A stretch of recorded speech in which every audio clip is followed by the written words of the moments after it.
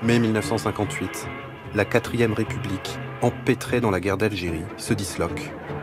Alors que tout s'effondre, le général de Gaulle devient le dernier recours face au chaos. Il propose de nouvelles institutions qui sont toujours les nôtres actuellement. La 5e République, dont il devient le premier président. Guide de la France, chef de l'État républicain, j'exercerai le pouvoir suprême. Mais savez-vous que les Français n'ont pas voté pour lui? De Gaulle a été élu par un collège de 80 000 grands électeurs. Il aurait pourtant bien voulu être élu par le peuple, mais il n'a pas osé bousculer cette vieille tradition républicaine qui impose que le président soit élu de manière indirecte. Les choses auraient pu en rester là, mais 4 ans plus tard se produit un rebondissement inattendu. Le 22 août 1962, au Petit Clamart, la déesse présidentielle a été mitraillée par un commando de l'OAS, des soldats perdus de l'Algérie française. De Gaulle s'en est sorti par miracle, et tout le pays est bouleversé. L'émotion populaire est telle que cette fois, le président sent que c'est le moment. Il propose la réforme du scrutin présidentiel par référendum. Je crois devoir faire au pays la proposition que voici. Quand sera terminé mon propre septennat, ou si la mort ou la maladie l'interrompait avant le terme, le président de la République sera dorénavant élu au suffrage universel. Évidemment, les Français lui répondent massivement « oui ». Et c'est ainsi qu'en 1965, ils vont pour la première fois choisir leur président. Bien entendu, la réélection triomphale du général de Gaulle ne fait aucun doute. Sauf que rien ne va fonctionner comme prévu et que les Français vont découvrir leur nouvelle démocratie.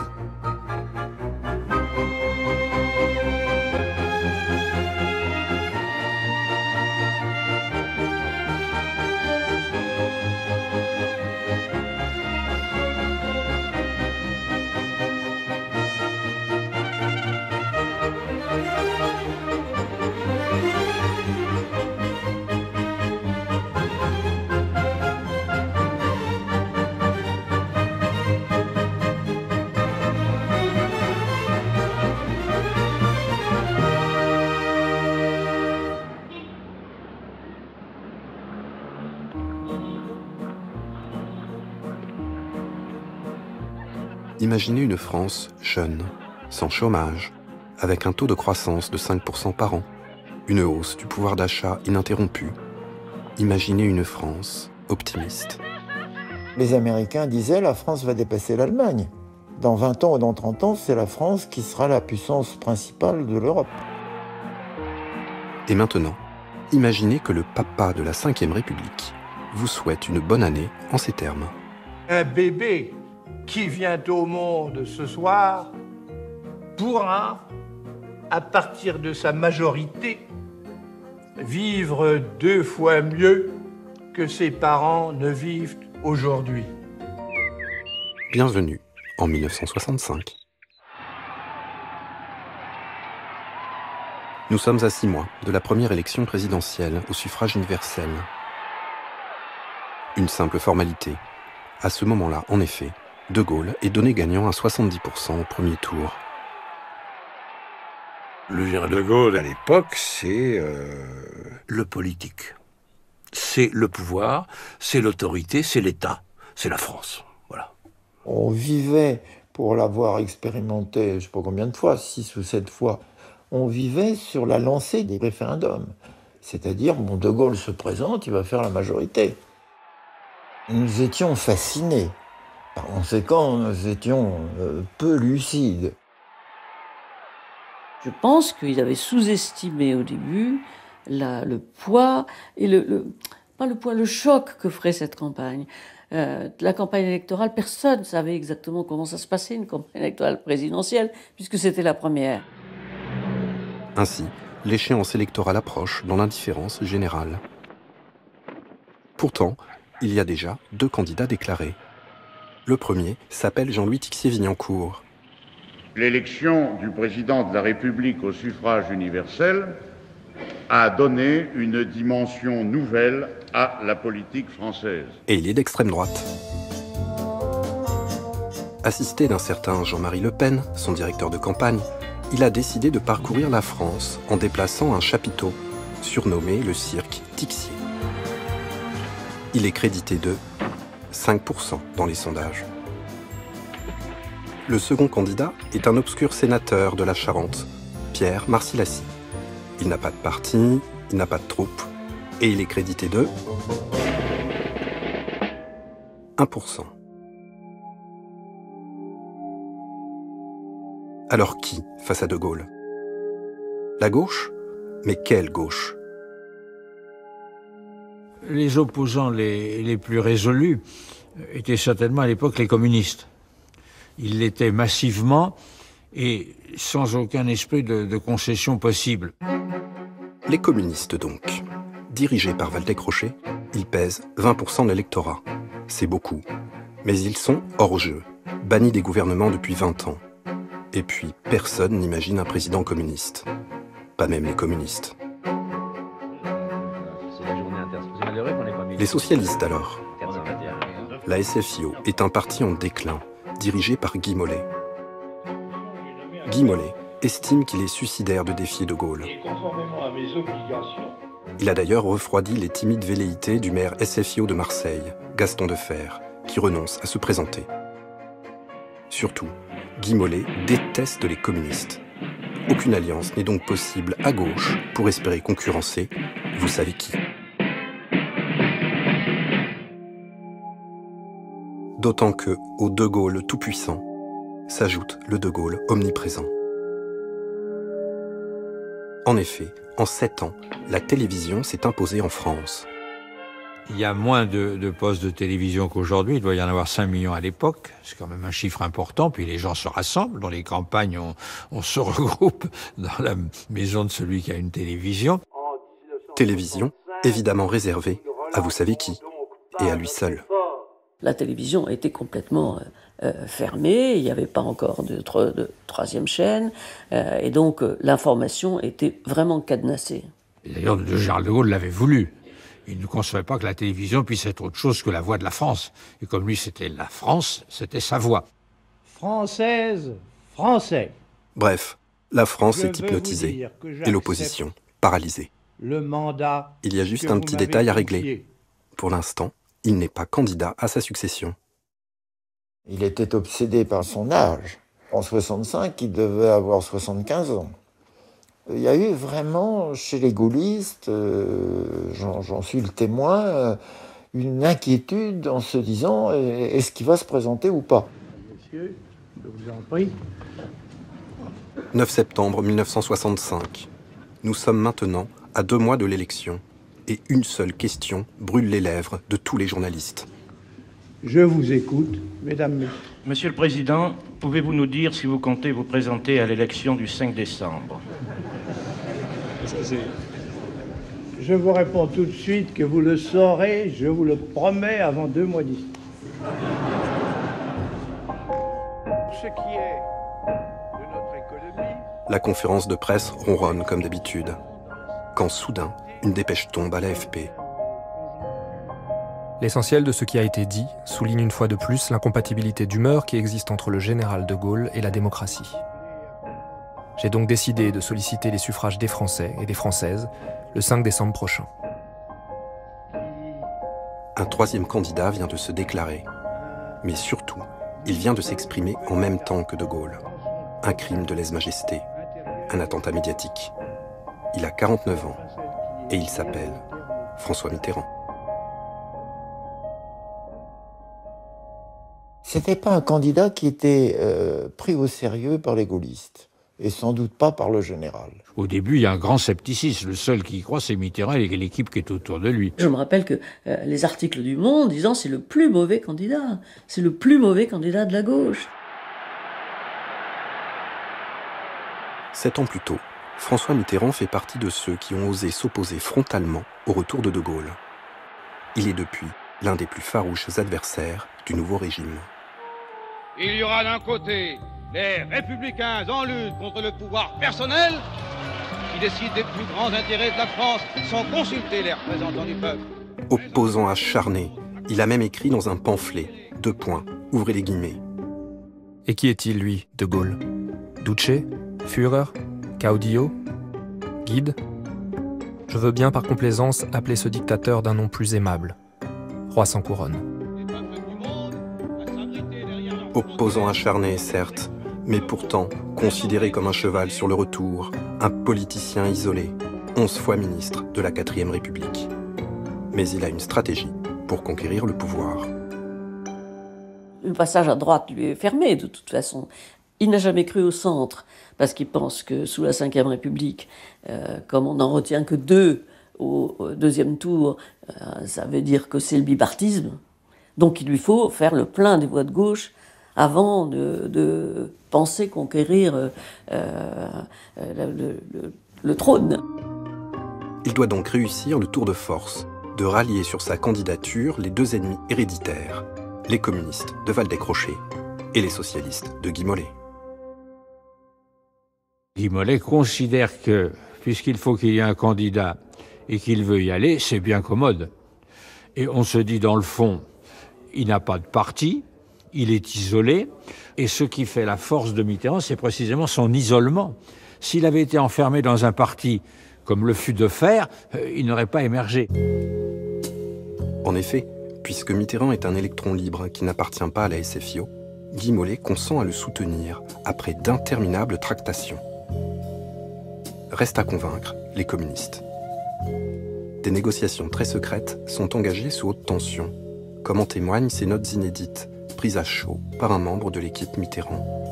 Guy Mollet fait savoir qu'il interdit à François Mitterrand d'accepter la demande des communistes qui veulent que François Mitterrand les reçoive.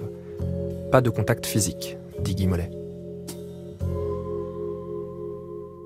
Alors évidemment, faire rentrer les communistes dans le jeu démocratique, ça apparaissait sur le moment comme quelque chose de fou. C'était le pari numéro 1, pari incroyablement risqué, mais qui a marché. Le comité central du Parti communiste français a décidé unanimement de soutenir la candidature de François Mitterrand en tant que candidat d'union de tous les partis de gauche et organisations. C'est l'occasion pour le Parti communiste de se réintroduire dans la politique nationale. C'est la fin de la ghettoisation du Parti communiste. Donc c'est très important pour lui de à nouveau pouvoir être considéré comme une force valable en vue de l'exercice, un jour, même lointain, des responsabilités nationales. Fort du soutien du puissant Parti communiste, François Mitterrand se retrouve propulsé à 23% d'intention de vote. Reste à faire campagne. Et pour cette première élection présidentielle, on s'organise comme on peut. Nous sommes au départ installés dans 4 pièces, 25 rue du Louvre, où vraiment on s'entasse à une dizaine. C'était vraiment un tout petit truc, pas meublé, dans lequel il y avait encore une fois pas des professionnels, hein, des amateurs totaux. C'est une des seules campagnes qui a été à ce point amateur. D'ailleurs, Mitterrand n'est jamais venu pendant la campagne 25 rue du Louvre. C'est nous qui allions 1 ou 2 fois par semaine chez lui, rue Guillemets.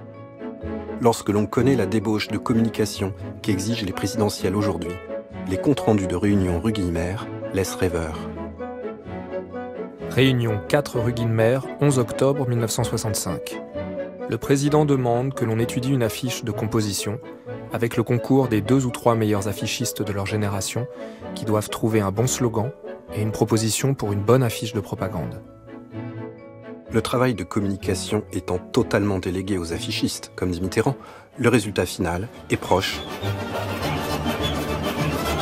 d'une affiche soviétique des années 1930. Pourtant, le slogan est plutôt bon. Un président jeune, sous-entendu contrairement à l'autre qui a 75 ans, pour une France moderne, sous-entendu contre l'archaïsme de la droite. Mais tout de même, un petit sourire aurait été le bienvenu. Et justement, Une semaine plus tard, un produit concurrent est lancé sur le marché. Jeune, moderne, sourire ultra bright, anti-gaulliste et anticommuniste. Il s'appelle Jean Le Canuet et représente le Centre, un parti en voie de disparition et qui essaye désespérément de survivre. On lui pronostique 5%.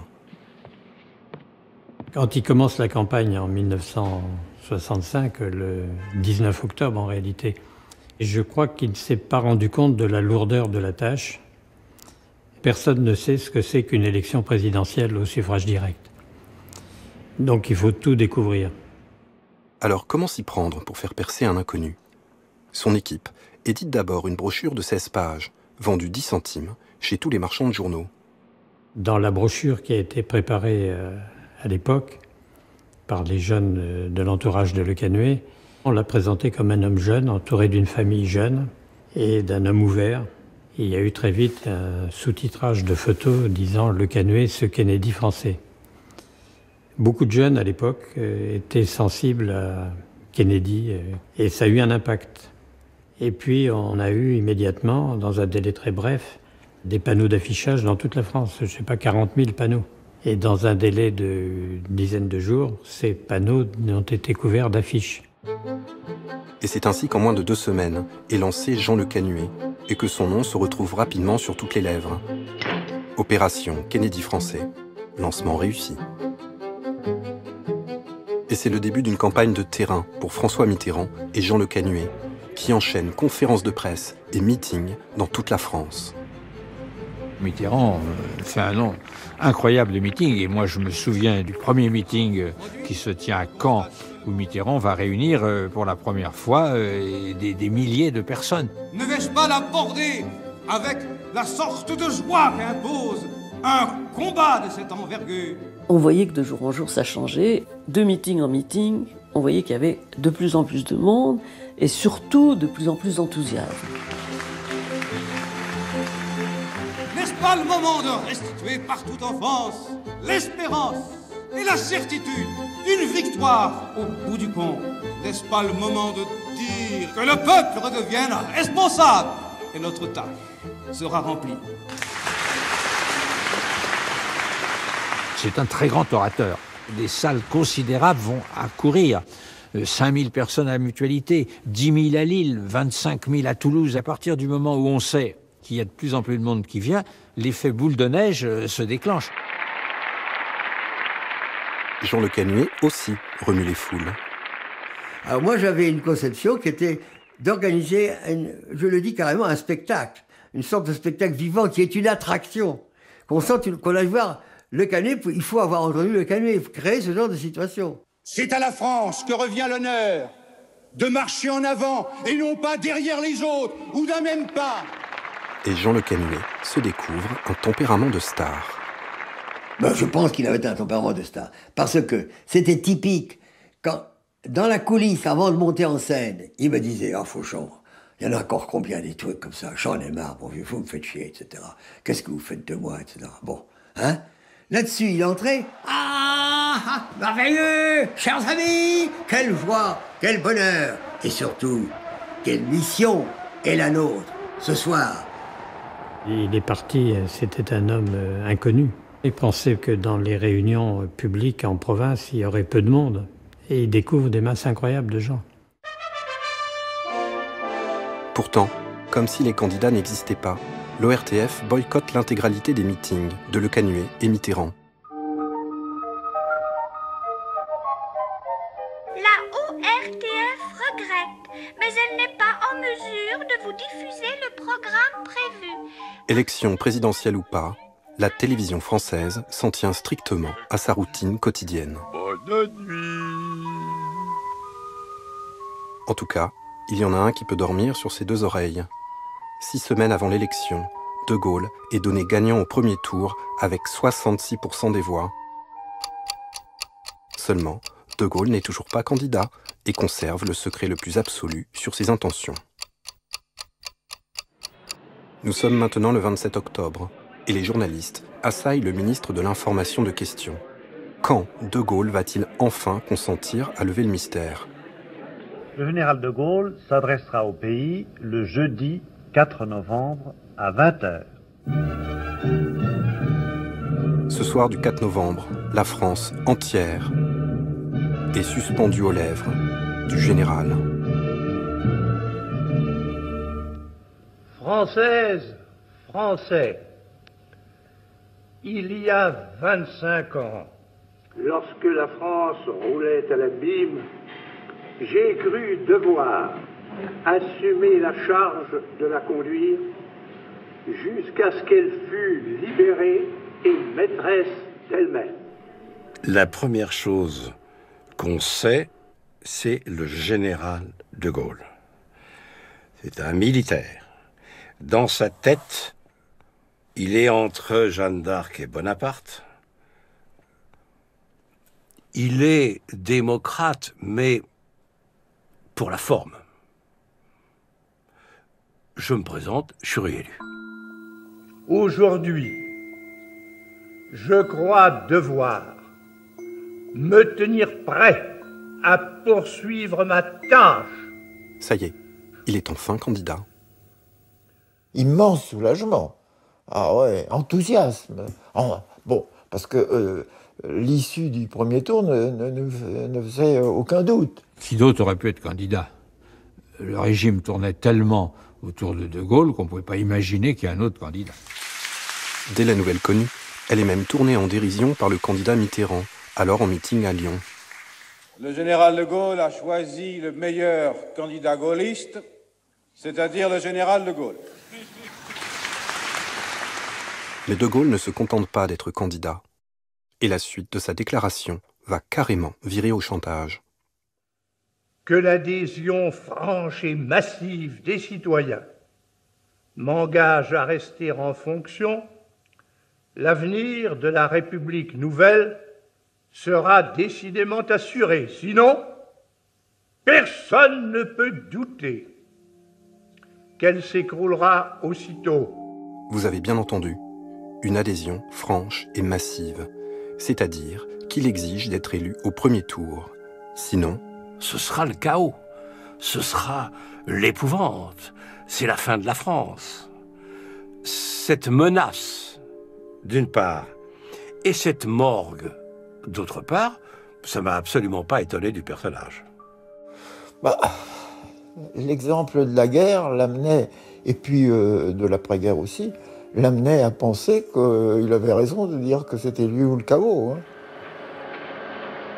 Moi ou le chaos. Le chantage de De Gaulle lui tient lieu de programme électoral. D'ailleurs, il juge inutile de faire campagne. Il a concédé de faire le candidat. Mais il n'est pas candidat, il est président. Dans sa tête, président à vie. Ça va de soi. De Gaulle a dit ce qu'il avait à dire et se mure à nouveau dans le silence. On n'imaginait pas De Gaulle se mettant à faire des meetings comme Mitterrand. Donc le silence de De Gaulle donnait vraiment l'impression que si c'était pas lui, c'était l'inconnu et l'aventure. Donc tactiquement, c'était quelque chose qui pouvait nous inquiéter. Je crois qu'il était persuadé qu'il allait gagner sans combattre. Donc il pensait beaucoup de mal de François Mitterrand, il ne connaissait pas très bien Jean Le Canuet ni le centre. Enfin, il pensait que la seule façon d'être au-dessus, c'est de ne pas se mêler de la première partie de la campagne. De Gaulle décide même de ne pas participer à la campagne officielle, qui va se dérouler pour la toute première fois à la télévision. Monsieur Mini, jusqu'à présent, l'opposition se plaignait de ne pas avoir suffisamment accès à la radio et surtout à la télévision. Et voici que maintenant, pendant la durée de la campagne, il ne va y en avoir, si je puis dire, que pour l'opposition, tandis que le général restera muet. Enfin, c'est à peine croyable. C'est justement pour permettre à chaque candidat de se faire connaître que le gouvernement a décidé que 2 heures de radio et 2 heures de télévision leur seraient réservées sur les ondes nationales. Le président sortant est suffisamment connu des Français et il n'a pas besoin de se faire connaître d'eux. Mais avec ou sans De Gaulle, la première campagne électorale télévisée va débuter. Et pour déterminer l'ordre de passage des candidats, on mobilise le matériel de la loterie nationale. Monsieur, Jean-Louis Tixier-Vignancourt, désigné par la lettre 6, est sorti le premier au tirage au sort. C'est donc à Tixier-Vignancourt de tirer le premier. Le 19 novembre 1965, il se rend pour la première fois à l'ORTF, accompagné de Jean-Marie Le Pen. Le Pen lui a servi de coach pendant une semaine. Et pour sa grande première, Tixier-Vignancourt s'est même offert un peeling dans un institut de beauté. Il est 20h30.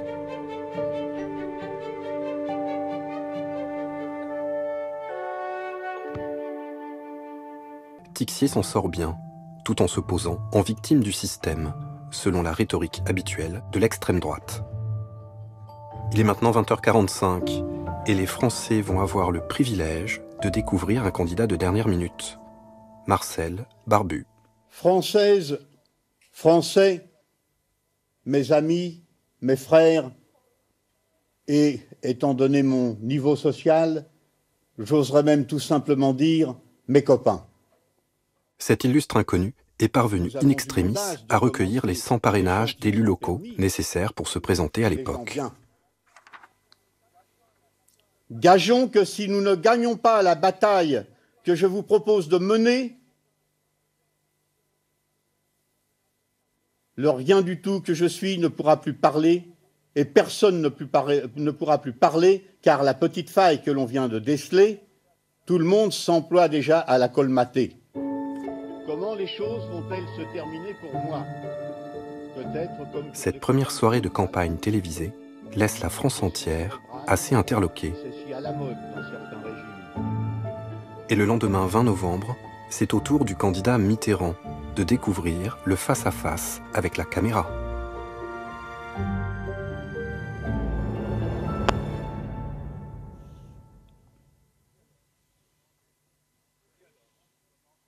Ce dialogue qui commence aujourd'hui entre nous, je l'espérais depuis longtemps. Je suis candidat contre le général de Gaulle, contre lui seul, car lui seul compte, à droite. Sous le régime précédent, le Parlement avait accaparé tous les pouvoirs. C'est la première fois qu'il faisait de la télévision. Et après, Dieu sait qu'il a dominé le média, mais sur le moment, pas du tout. Il y mettait toute son ardeur, mais comme un orateur politique, un orateur habitué des meetings, et qui se retrouvait devant une caméra. Et comme on sait, une caméra, c'est quelque chose d'intime. Et on sentait bien que notre Mitterrand n'était pas aussi bon, loin de là, que dans les meetings. Donc on se disait, là, il a un handicap. Je sais bien que l'actuel chef de l'État n'ouvre pas la bouche sans expliquer que ce qui va mal en France, c'est la faute de la 4e République, comme le chantonnaient autrefois les muscadins du Directoire. Il n'est pas bon parce que là, il n'est pas dans le calme intérieur. Il est dans une angoisse, dans une...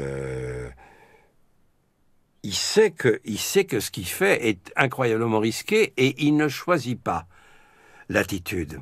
Il est soit dans une posture de conquête, soit dans une supplique. C'est l'un ou l'autre. La gauche contre la droite? Peut-être pensez-vous que ces mots sont bien vieux et qu'ils ne signifient plus grand-chose.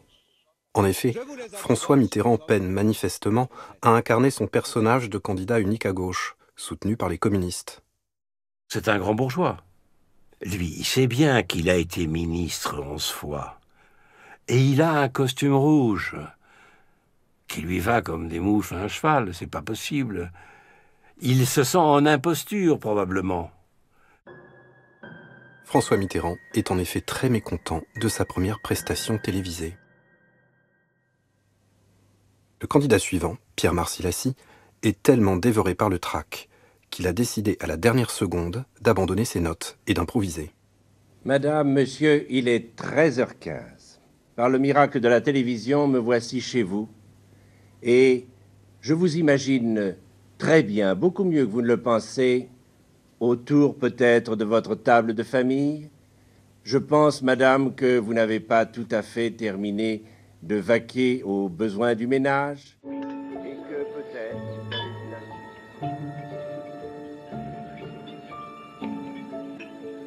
cœur.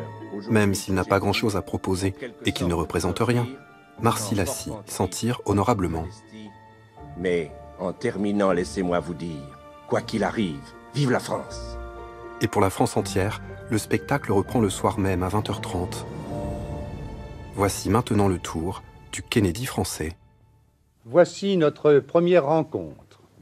Vous allez donner vos voix. Il est naturel que vous connaissiez celui qui vous les demande, surtout lorsqu'il s'agit d'un homme neuf. Je dois donc me présenter à vous. Reconnaissez qu'il est très difficile de parler de soi. Enfin, essayons. L'opinion a découvert à la télévision un visage qu'elle ne connaissait pas, qui souriait. Et par conséquent, les gens ont été à la fois stupéfaits, surpris et séduits. On perçoit tout de suite que Jean Le Canuet est une vedette de l'écran. Lui non plus n'a jamais fait de télévision. Il a un visage très régulier, très beau, et à tel point d'ailleurs qu'on l'a appelé Dent Blanche. Alors lui, il n'avait pas du tout peur de la télé, de l'écran. Il a tout de suite trouvé un style intime. Je suis Jean Le Canuet. J'ai 45 ans. C'est l'âge des responsables des grandes nations modernes. Je ne suis pas un héros de légende, mais un homme parmi les hommes partageant vos préoccupations et vos aspirations. Le style de Jean Le Canuet détonne dans la France de 1965, mais c'est aussi le spectacle dans son ensemble qui stupéfie les Français. Ça a été une véritable stupeur dans l'opinion publique quand, à l'ouverture de la campagne présidentielle, on a vu apparaître des candidats concurrents de Gaulle qui le critiquaient. Ça a été un choc, on n'avait jamais vu ça. Eh bien, savez-vous que la France est la dernière pour la croissance de sa production. Inacceptable. La dernière pour la hausse des salaires. Inadmissible. Continuez la même politique.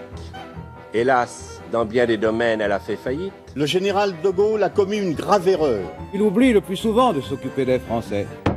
Inadmissible. Personne n'a le droit de dire qu'en dehors de lui-même et de sa personne, il n'y a que le néant. Ce sera lui et le néant. Dans sa vie, de Gaulle a dit tout, et puis le contraire de tout. Les Français vous admirent, mais ils ne vous aiment pas, mon général. Le choix a fait. Il est entre le général de Gaulle et moi. Nous voulons garder le bateau. Il s'agit uniquement de changer le pilote. L'opposition existait. Et quoi ? Il y avait une opposition au général de Gaulle. Enfin, c'est la seule fois où les gens étaient pétrifiés devant leur poste de télévision. Après, depuis maintenant, on sait que la campagne électorale officielle à la télévision n'a plus de téléspectateurs parce que les gens ont l'impression que c'est trop rigide. Mais là, comme c'était dans un univers encore plus rigide, même la rigidité dans laquelle était enfermée la campagne électorale est apparue aux gens comme vraiment révolutionnaire. Les Français sont désormais captivés par ce spectacle incroyable. Et bientôt, il n'y a plus une seule télévision à vendre ou à louer dans le pays. Il n'y avait personne dans les rues le soir, voilà. C'était une campagne électorale qui a bouleversé tout le monde. Des hommes politiques jeunes. Les prestations brillantes de Jean Le Canuet influencent les autres concurrents qui vont essayer de se montrer plus intimes. C'est ainsi que certains candidats se prennent subitement de passion pour les animaux. Vous avez des bêtes, vous aimez les animaux? Ah oui, j'ai 4 ânes et 4 chiens. Chasseurs, pêcheurs, sportifs, amis des bêtes? Amis des bêtes, bien sûr, j'ai défendu les bêtes devant le Sénat. Il a été fait état de mon air de chien battu. Je vais essayer aujourd'hui, dans toute la mesure du possible, d'avoir un peu moins l'air d'un chien battu, mais je suis effectivement un chien battu et battu depuis 58 ans. Chien battu, désormais crédité de 1,5% d'intention de vote. Après 10 jours de campagne télévisée, Pierre Marcy Lacy est lui crédité de 3%. Tixier-Vignancourt est passé de 5 à 7%. Mitterrand de 23 à 28%. Et Le Canuet a réalisé un bond stupéfiant en passant de 5 à 20% d'intention de vote. L'inquiétude est venue de Le Canuet. Il était évident que la candidature de Le Canuet mordait sur l'opinion plus qu'on ne pouvait l'imaginer au départ. Un extraordinaire changement s'est opéré dans l'opinion publique française. Et ce changement va s'amplifier. Eh oui, avec sa campagne télévisée, Jean Le Canuet est en train de siphonner l'électorat du général. De Gaulle est passé de 66 à 46% d'intention de vote seulement. Voilà le résultat de l'entêtement du général à ne pas faire campagne. Panique chez les gaullistes. Que faire? Puisque le général a interdit les meetings de soutien, les ministres, désemparés, décident d'occuper le terrain médiatique abandonné par leur chef. Depuis l'ouverture de la campagne présidentielle, les membres du gouvernement s'étaient confinés dans un mutisme absolu. Et voici que soudain, vous rompez le silence. Pourquoi? Mais pourquoi voulez-vous que nous soyons condamnés au silence? Le gouvernement continue à gouverner et il est normal qu'il s'exprime. Pour l'investissement, entre 1960 et 1964, nous occupons le premier rang. Chacun y va donc de son intervention pour célébrer le génie gaullien. Nous envisageons l'avenir de l'économie française avec confiance. En catastrophe, un ministre inaugure ainsi une autoroute inachevée. Le 5e plan prévoit le lancement de 1000 km d'autoroutes de liaison et de 300 km au minimum d'autoroutes de dégagement. Et 2 ministres, à court de solutions, lancent même une fusée.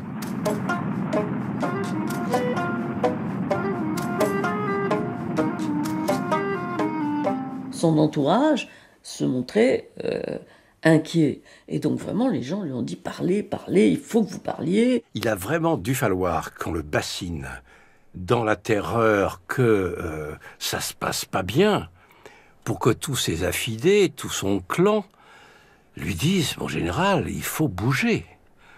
Or, c'est comme dans une partie d'échecs, on ne bouge pas le roi ou la reine comme ça. Et à force de pression, le roi consent enfin à bouger le 30 novembre. Nous sommes à 6 jours du premier tour.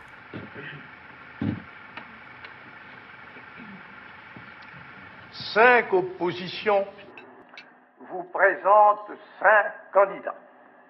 L'accession de l'un quelconque d'entre eux au poste suprême marquerait infailliblement le retour à l'odieuse confusion où se traînait naguère l'État pour le malheur de la France.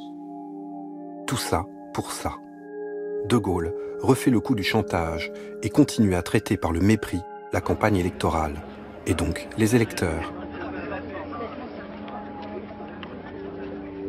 Mais aussi les électrices, avec lesquelles le candidat Mitterrand doit d'ailleurs régler un problème.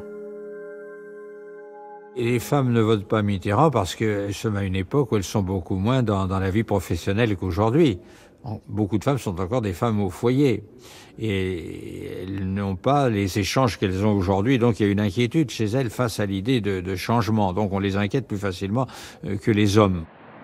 Pourtant, il y a tout à faire pour améliorer la condition féminine dans la France de 1965.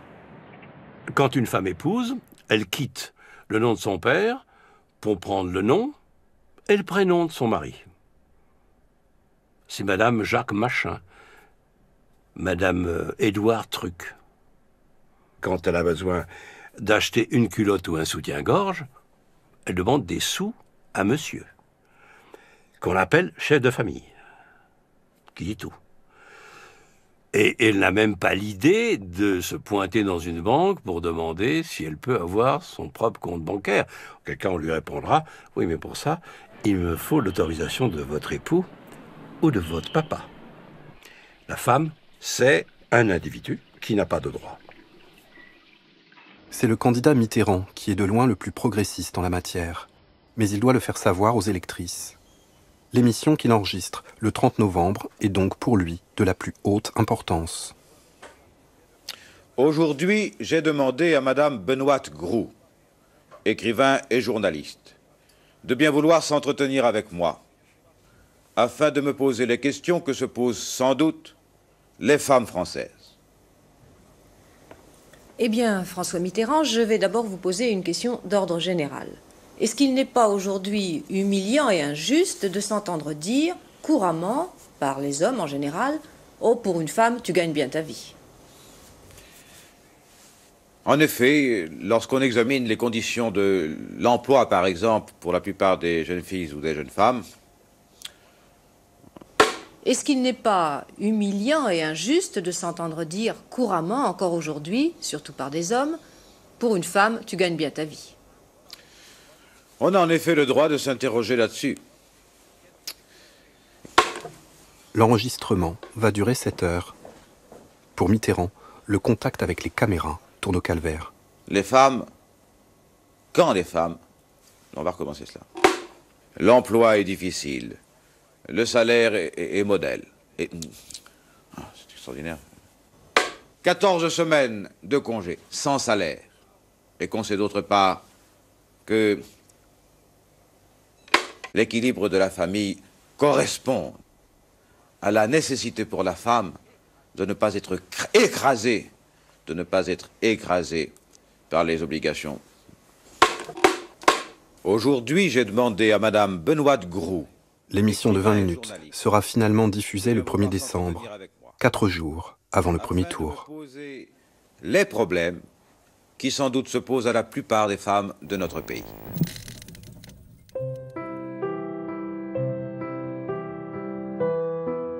Et le 5 décembre 1965, c'est un moment d'histoire nationale qui se joue. Pour la première fois, les Français votent pour élire leur président. Et ils votent massivement. Il y a 85% de taux de participation.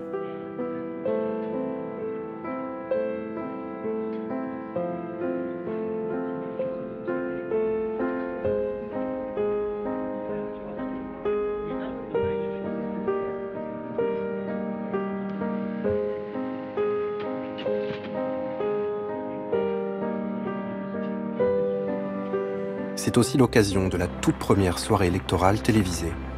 L'ORTF, qui comme De Gaulle se couche tôt en temps normal, va exceptionnellement tenir l'antenne jusqu'à 4 heures du matin. Ces images que vous voyez sont tout ce qui reste de cette soirée historique, désormais perdue pour l'éternité. L'ORTF n'a pas songé à l'enregistrer. Et puis dans la nuit, les résultats tombent. Et c'est le choc. Jamais je pensais que le général de Gaulle pourrait être en ballottage. Je pensais qu'au dernier moment, il y aurait un sursaut qu'il n'oserait pas, etc. La surprise, c'est que de Gaulle était en ballottage, quand c'était un coup terrible. Puis le mot ballottage, à lui tout seul, ça compte les mots. Et dans le monde où vit de Gaulle, où vivent ces gens-là, de Gaulle ballotté, qu'est-ce que c'est que ça? Chaque fois, il avait un succès immense à travers les référendums. Et là, première élection présidentielle, le suffrage universel, il passe pas au premier tour. Avec 44% seulement des suffrages, De Gaulle arrive en tête, mais n'a pas la majorité absolue. Il y aura donc un second tour. Cloîtré à Colombey, De Gaulle est effondré.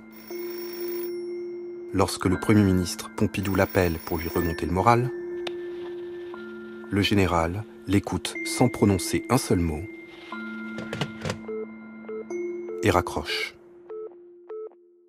On n'avait pas compris l'élection présidentielle. Il est impossible au premier tour d'avoir la majorité. C'est pas possible à partir du moment où il y a d'autres candidats. Un référendum, c'est autre chose, c'est oui ou non. Mais là, ça n'avait pas été perçu par personne et pas par le général non plus. Que l'élection présidentielle était une novation qu'il avait voulu, mais dont il n'avait pas bien perçu les conséquences. Marcel Barbu, avec 1,2%, Pierre Marcy-Lacy, 1,7%, et Jean-Louis Tixier-Vignancourt, 5,3%, sont éliminés. Quant à Jean Le Canuet... Quand on apprend qu'il est autour de 16%, on est tous déçus, lui le premier. Il est à ce moment-là fatigué et il retombe de haut parce qu'il se voyait probablement dans les 20%.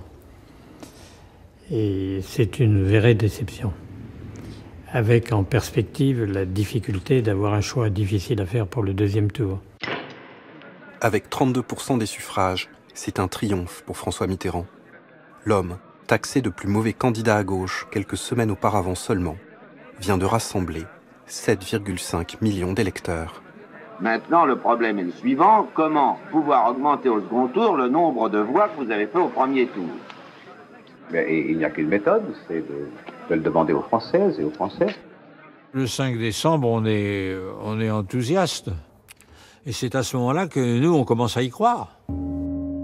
Mitterrand contre De Gaulle. Qui aurait pu prévoir un tel duel quelques jours auparavant? Duel qui, toutefois, pourrait bien ne jamais avoir lieu. Comme son premier tour avait été décevant, il pouvait se dire « moi j'ai eu tort de me présenter, je vais renoncer ». Le général de Gaulle, c'était assez son genre, aurait pu dire « puisqu'on ne veut pas ». D'ailleurs, si on ne veut pas de moi, je rentre chez moi. Et il y a eu une période, là encore, de flottement, très nette, très nette. Fin du suspense, 3 jours plus tard. Une question était évidemment sur toutes les lèvres. Le général de Gaulle allait-il ou non se présenter au second tour de l'élection présidentielle? Le général de Gaulle a informé le Conseil des ministres de ce que, naturellement, il sera présent à l'élection du 19 décembre. Et est-ce qu'il compte participer à la campagne? Je crois savoir qu'il a l'intention d'utiliser largement son temps de parole à la radio et à la télévision. La bataille pour le second tour est donc lancée et François Mitterrand y jette ses dernières forces. On le voit très peu d'ailleurs, il multiplie les réunions. Moi je me tiens rue du Louvre, d'où on gère la campagne matériellement, etc. On est en relation avec les comités de soutien, etc. On le voit assez peu. 15 jours, ça passe très très vite. 2-3 jours pour préparer le second tour, puis après il enchaîne les meetings. Cette fois, les gaullistes se mobilisent et enchaînent également les meetings pour cogner sur Mitterrand. Qu'est-ce que c'est que cette politique de gauche qui n'ose pas prononcer les mots classe ouvrière? Monsieur Mitterrand, vous avez été 11 fois ministre de la 4e, candidat unique des Républicains. Laissez dormir la République!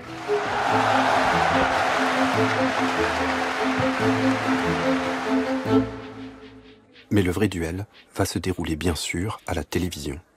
Et le sort a désigné le candidat Charles de Gaulle devant François Mitterrand. Charles de Gaulle. Et le 11 décembre, De Gaulle est le premier à monter sur le ring. Attention, silence là, s'il vous plaît.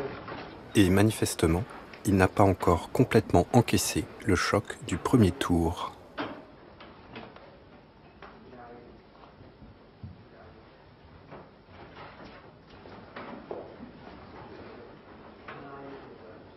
Les premières secondes, avant qu'on dise « c'est parti », c'est toujours très enseignant.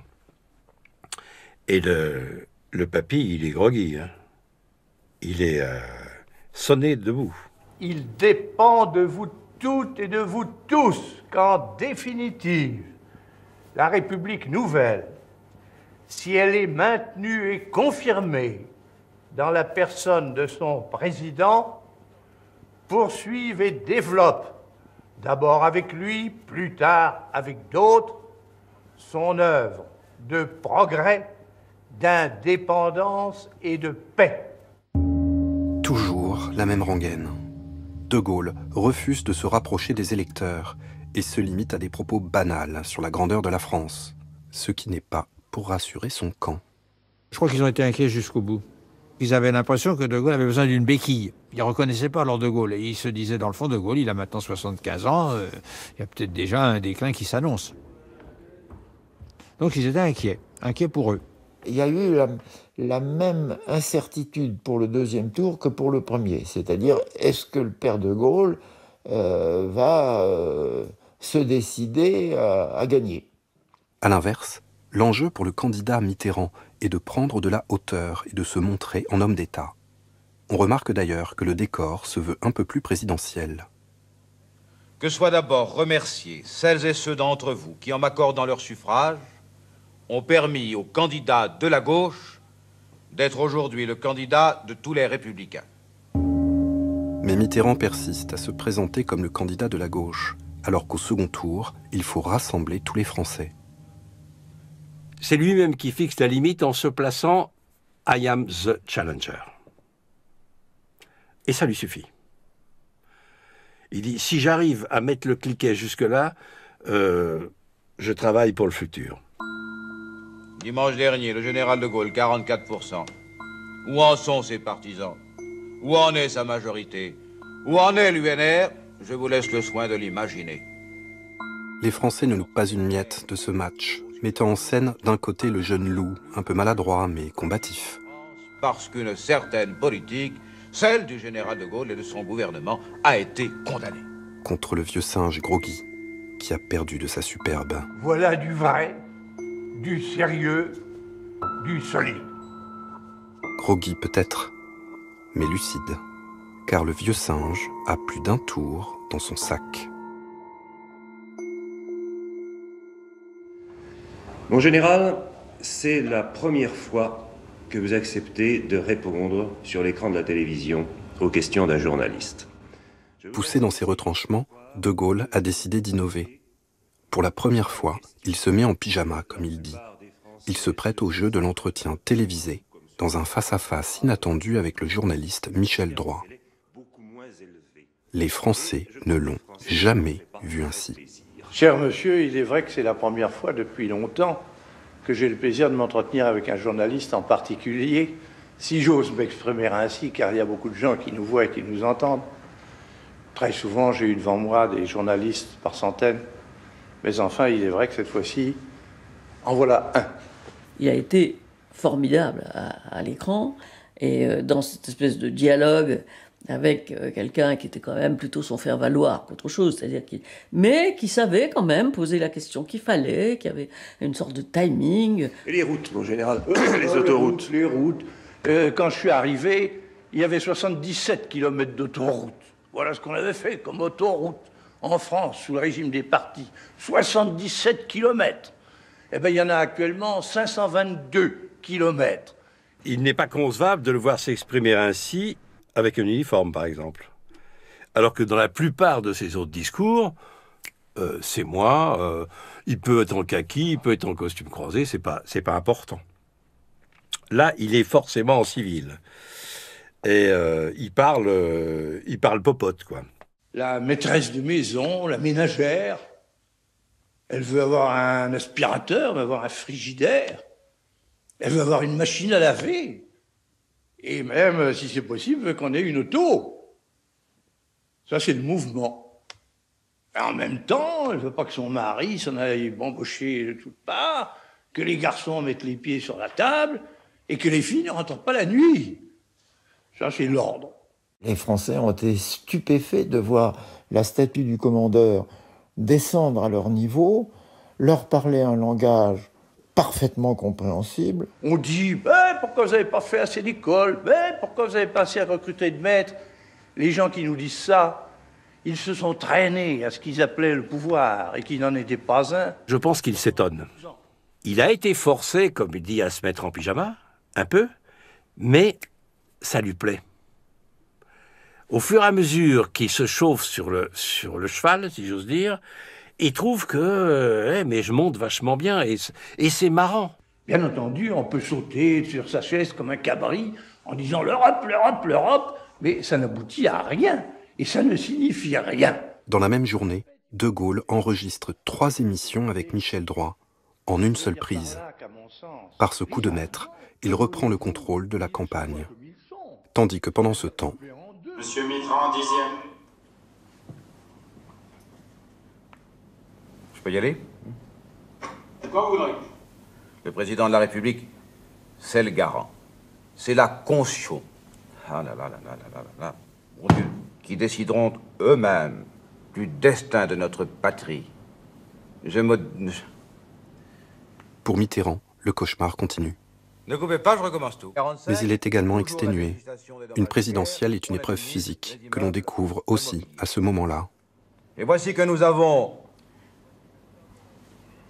je dirais, jamais C'était bon. Ça vous fait rire, mais pas moi. Non, c'était très bon, là. Il est temps que le marathon s'arrête. Je ne peux pas. Je suis bloqué, je suis fatigué, j'en ai assez. Je ne finirai pas.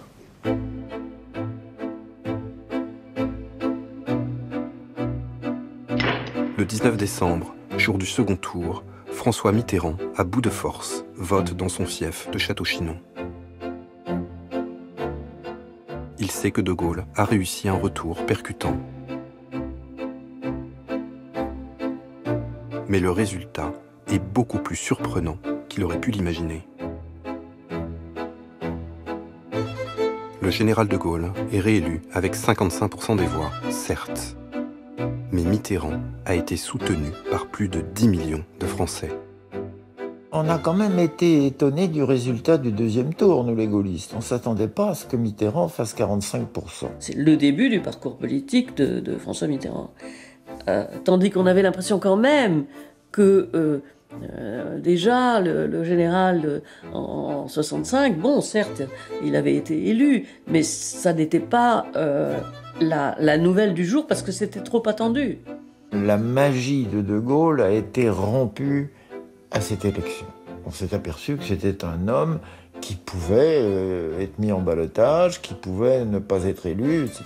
Non, ça c'est une rupture de l'icône. Ben on y a cru, on y a cru.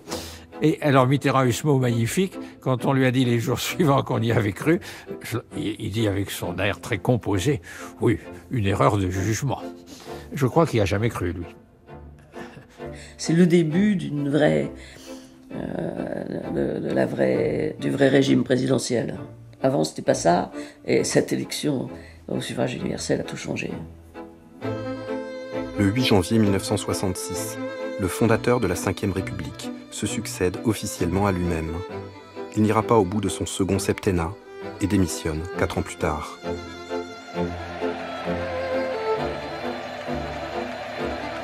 En mai 1981, François Mitterrand parvient enfin à son but. Il détient à ce jour le record de longévité pour un président français. 14 ans.